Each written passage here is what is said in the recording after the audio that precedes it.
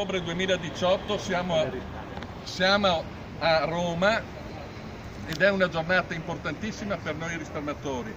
Finalmente abbiamo la sicurezza che la legge Barletta-Puppato-Santini è stata definitivamente superata. È stato superato l'infame concetto del mis-selling e tutti i risparmiatori delle banche popolari venete e tutti i truffati delle banche d'Italia avranno la possibilità di ottenere non più l'avvilente ristoro, ma un rimborso che ridà dignità alle persone.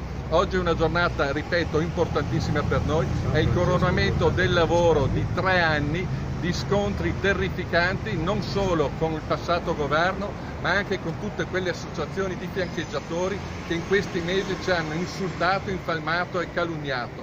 Per noi oggi è giornata di festa. È di vittoria. San Francesco, festa del risparmio, patrono d'Italia. Risparmiatori sciocchi e creduloni? Scherzando. Allora abbiamo in linea, lo ringraziamo molto, Massimo Di Tonci, che è il sottosegretario all'economia e alle finanze del governo giallo-verde, del governo del Presidente del Consiglio Conte. Buonasera, buonasera onorevole. Buonasera a tutti. Grazie molte per essere con noi. Io approfitto della sua disponibilità per chiederle a che punto è la questione del ristoro dei risparmiatori, quando potranno essere erogate queste risorse, quanti ne beneficeranno, insomma se ci può fare un po' il quadro della situazione, sottosegretario. Intanto molto piacere che mi avete chiamato questa sera perché così posso spiegare a che punto siamo con la manovra. Lunedì andrà in Consiglio dei Ministri tutta la manovra fiscale, dove ci sarà ovviamente anche la parte fiscale. Nella manovra complessiva metteremo invece questa norma che abbiamo scritto, che è molto positiva per tutti, chiamiamoli truffati dalle banche, non solo venete, perché parliamo di una platea di circa 300.000 persone tra Popolare Vicentina, Veneto Banca, ma anche altre banche a livello nazionale. Sì. La soluzione che abbiamo trovato, che è stata inizialmente contestata un po' dalle associazioni, che però adesso sono contento che abbiano capito che è l'unica strada certa e sicura per arrivare al ristoro, e finanziata con una somma direi importante, perché parliamo di 1,5 miliardi, quindi capite che con una somma del genere riusciremo a ristorare quasi il 100% dei risparmiatori, almeno per una parte, rispetto a quello che era stato poi deciso dal governo precedente, perché ricordiamo a chi ci ascolta che il governo precedente aveva messo a disposizione 25 milioni per 4 anni, una somma che io più volte, non per voler attaccare chi ha lavorato prima di me, però che è da reputare ridicola rispetto al monte e i soldi che hanno perso i risparmiatori.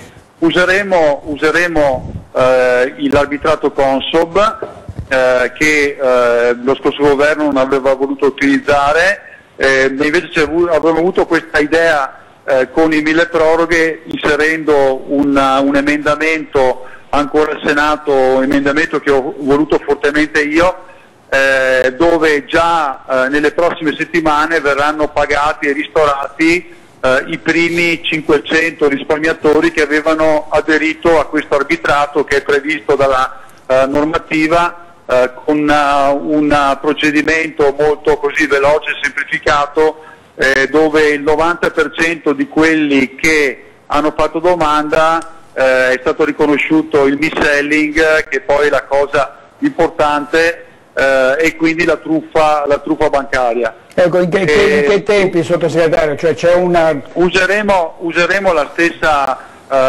normativa, quindi in manovra va la possibilità, quindi la riapertura dei termini per poter fare domanda dell'utilizzo dell'arbitrato Consob. La Consob, su nostra richiesta, ha messo a disposizione una decina di collegi, quindi da un collegio diventano 10, 2 collegi preferenziali per anziani i casi e più gravi, sì. ha un reddito inferiore ai 35.000 euro, quindi capite è una corsia preferenziale fatta appositamente che anch'io ho fortemente voluto. Abbiamo inserito l'inversione dell'onere della prova per la prima volta, quindi il risparmiatore non dovrà dimostrare il mis-selling, ma solamente produrre la documentazione. Dico qualcosa di più: in caso di mancanza di documentazione abbiamo stipulato un accordo con la Consob che potrà recuperare dagli archivi storici quelli che sono ovviamente gli azionisti e quindi tutti i dati degli azionisti.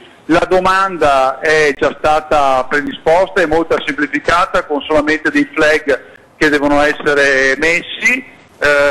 Noi abbiamo previsto come termine per la presentazione delle domande il 30 di aprile, quindi dopo del 30 di aprile cominceranno a lavorare le 10 commissioni in contemporanea e man mano che ci sarà il parere favorevole degli arbitri e quindi dell'arbitrato, e ricordo che fino adesso il 90% ha avuto il parere favorevole, quindi solamente un 10% che erano, io ho visto tutti quanti i casi, il 10% che sono stati esclusi sono quelli che in realtà non erano veri risparmiatori, ma coloro che avevano le azioni ma facevano altre attività di carattere finanziario, quindi il termine è brutto da dire, però erano speculatori, quindi alla fine chi il proprio capitale l'aveva investito in azioni delle banche popolari credendo che questo strumento fosse uno strumento sicuro tal quale i bot,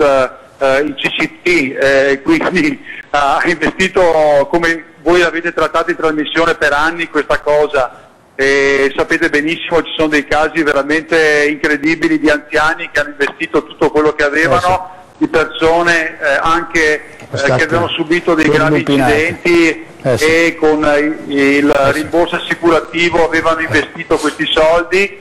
Quindi la procedura molto semplificata che darà la possibilità del ristoro a una gran parte. Si pagherà il 30%, intanto lo diciamo, che sia chiaro, perché è inutile che ci prendiamo in giro. Per lungo tempo è stato detto si paga il 100%, ma il 30% si paga il 30% con un tetto, da aprile con un tetto di 100.000 euro, quindi insomma anche chi ha investito qualcosa in più potrà avere il ristoro. Da aprile cominceranno i pagamenti, però la prima fase di sperimentazione è già cominciata, nel senso che quelli che avevano fatto domande in precedenza avranno già nei prossimi 15 giorni il ristoro parziale con le stesse percentuali. I risparmiatori sciocchi e creduloni?